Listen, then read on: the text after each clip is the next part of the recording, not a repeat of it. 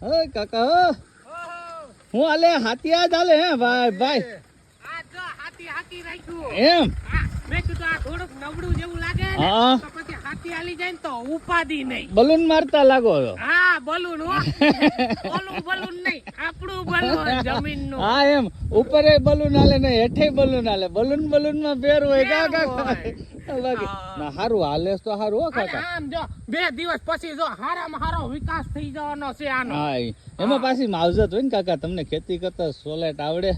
અરે હું તો પૂછીને બધું કરું કઈ ઉપાધિ નથી હા. પણ હવે આપણને થોડું જાજુ કોઠા હું છેતી આવડી જાય. એવું છે એમાં તમે હાસા કાકા બાપ દાદા ની જમીન છે તો કોઈ એમ કે ભાઈ કાકા ને ખબર નથી પડતી તે વાત ખોટી છે. કાકા તમે બાપ દાદા ની ખેતી છે તમારી નવી થોડી કે 2.5 વીઘા લઈને વાવવા વર્ગી ગયા ભલામણ. હા એમ થોડું એની મને 99 વિકાસ છે ભાઈ કે ભૂગું નથી થતું અને વાવે ઉપજ આવતી નથી.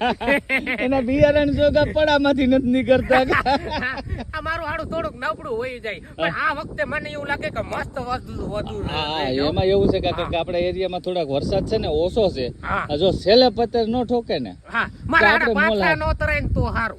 ઈ તો હવે કિસ્મત ઉપર છોડી દયો કાકા નકા મોજમાં રહેવાનું. ઓલા હાથી વાળા બાપાને કઈક ચા પાણી પાવ તો હું એ ભેગો પીવું. અરે પણ એમને હું પાયદો હમણાં જ પાયદો હાલ બનાવી નાખી. હાલો હા એમ વેલું બનાવે ભલામણ પછી થાકી જાય કોઈ આવ્યું છે નહીં પાછા. નહીં એવું ન હોય. હા